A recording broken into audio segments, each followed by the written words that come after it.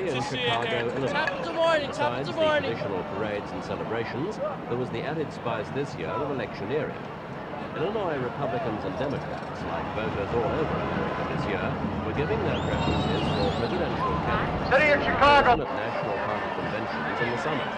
Same as moving to America, Kennedy, it was an occasion to go out and press the check. Kennedy has been campaigning hard to take the role of Democratic nominations for President Jimmy Carter. Democrats have made a clear choice between Kennedy and Carter.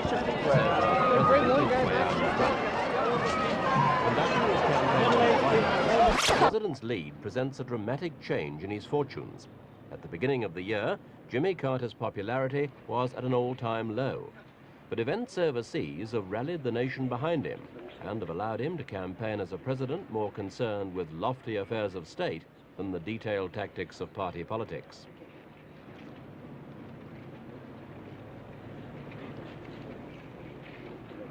Jimmy Carter, vilified by the students holding the American hostages in Tehran, has been winning politically at home. Public reaction to the situation in Iran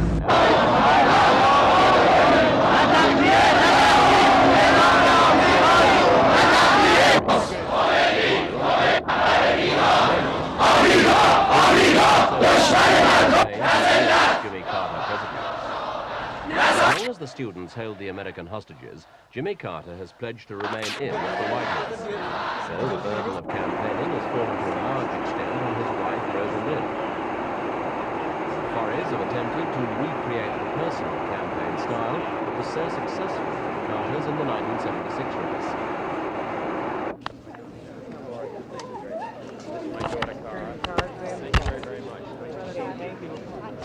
Can you turn your cards in, Henry? Yeah. Thank you for coming now. Have a good day. The way you were handling your position as First Lady, people seem to think, again, if you accept the polls, that you were doing a better job as First Lady than President Carter was doing as President. I'm wondering, did that bother the President at all? No, and there's a good Mrs. reason Carter for has that. defended her People husband's see me record of doing the past things, 4 years on my local radio projects, and the at things small I'm gatherings. interested in, mental health, problems of the elderly, women. On the public platform, defense of the president's record has been taken up by Vice President Walter Mondale. And he has not been slow to build on the American public's preoccupation with overseas events. And I do believe that President Carter's record as a person, President Carter's record as a leader with courage and vision is a solid one. We heard some talk, we have dealt, and I think most Americans would agree that the President's handling of the Iranian hostage issue has been masterful. He has been restrained, he has been strong, he has been sensitive, he's put the lives of our Americans first, and I think the overwhelming majority of the American people say to President Carter, you have done a good job in serving our nation in Iran. That's difficult for Kennedy to attack. I am concerned that American foreign policy is always reacting to crises. Senator Kennedy's I am position on most concerned issues in foreign affairs about the differs holding little of from that American the president. hostages tonight, He but I am claims likewise Carter's policies concerned have led muddle, about indecision, Soviet and troops bungling. in Cuba and Soviet troops in He asked for Afghanistan, a chance not so and much Cuban to troops in change foreign Africa. policies themselves, all of but to this in the administer them relatively better, and short so period restore of the last American 3 pride years. abroad.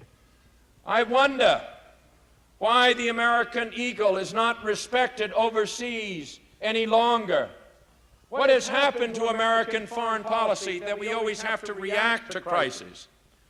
Why is it that our friends and allies overseas do not hold the United States with the degree of respect that they have held the United States over the period of years?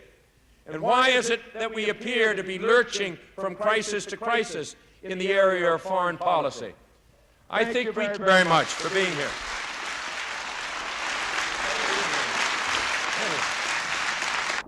Teddy Kennedy has been trying to swing the campaign away from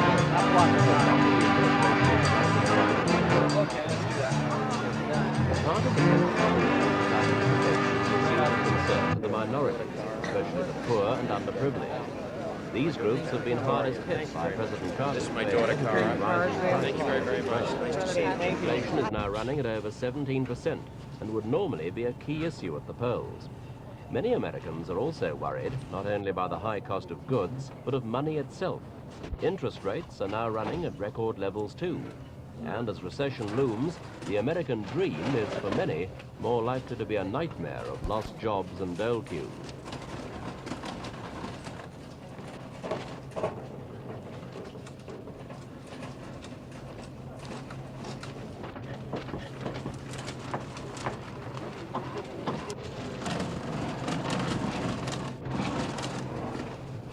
President Carter's anti-inflation plans propose cuts of millions of dollars in federal and state programs for the poor and the cities. Many traditional Democrats, union members, the young, blacks and other ethnic minorities feel that Jimmy Carter has failed them on the economic issues. In New York, Senator Kennedy started to tap this discontent after his first major primary victory outside the United States of Massachusetts.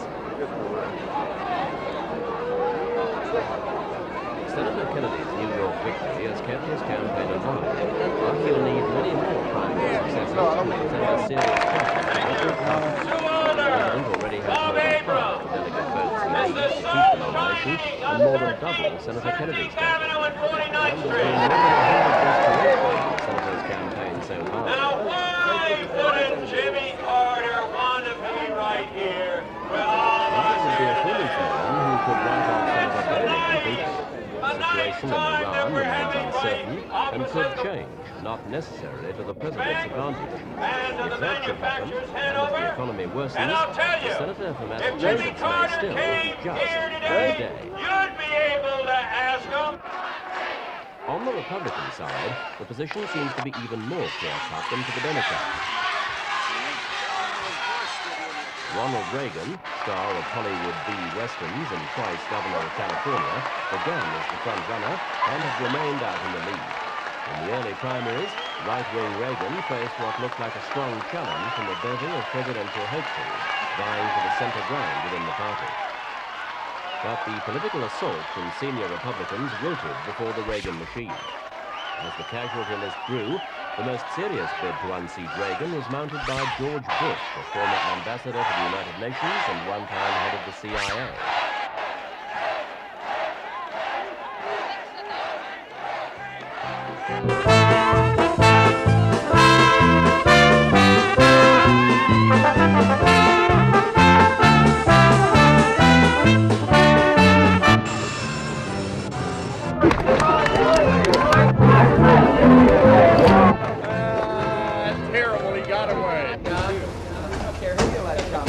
George Bush scored an early victory in Iowa at the beginning of March, brought him firmly into contention. But he's been unable to sustain the momentum of his early victory. Bush is at present well back in second place as he presses on, appearing to lack neither funds nor personal ambition. I believe I'll be President of the United States. I have not been able to prove that and still can't, but I firmly, deeply believe it. And I want to be President because I have a deep conviction about where this country must go in the 80s, and I'm convinced we can get there. I'm convinced if we emphasize the fundamentals of economics, we can help people at home and break the back of inflation and strengthen our country, and indeed the free world in the process. And I believe in foreign affairs, I've had the kind of experience that would make me a good leader, a respected leader for the United States, and that with that kind of leadership, I believe we could continue to be the beacon of freedom to countries around the world that want to be free. It's that that drives me. Service to country, conviction about country. The campus of the University of Illinois. Since the end of the Vietnam War, student involvement in national politics has been muted, though candidates have tried their imagination.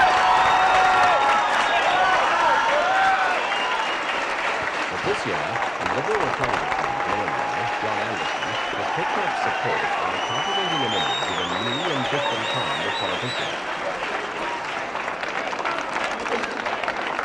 Respected as an intelligent and skilled orator, Anderson has developed a philosophy that contrasts starkly with Reagan's, stressing traditional liberal themes. We are still at war with poverty. We are still at war with hunger.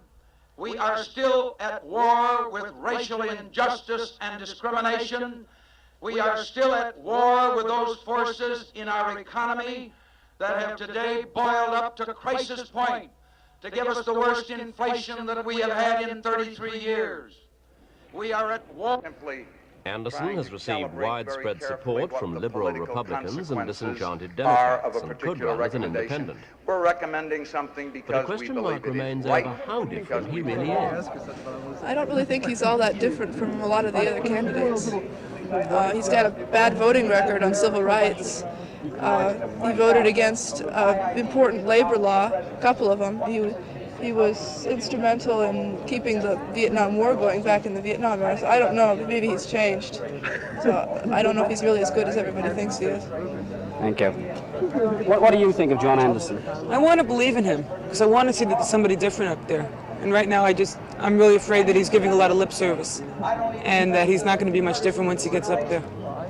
I'm hoping. I really want to see somebody, because there hasn't been anybody really good, or any good alternative for so long. It'd be nice. It'd be nice to believe in him. So I'm just hoping I can... Not a favorite with the students, but another Republican candidate who expected to do well in the present conservative mood of America.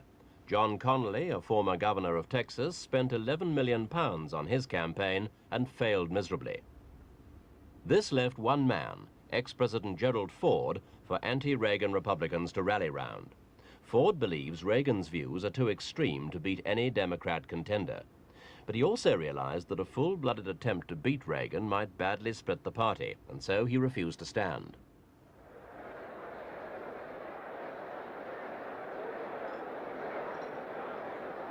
So, with Ronald Reagan looking likely to capture the nomination, the question now is whether he can win in November against Carter or Kennedy.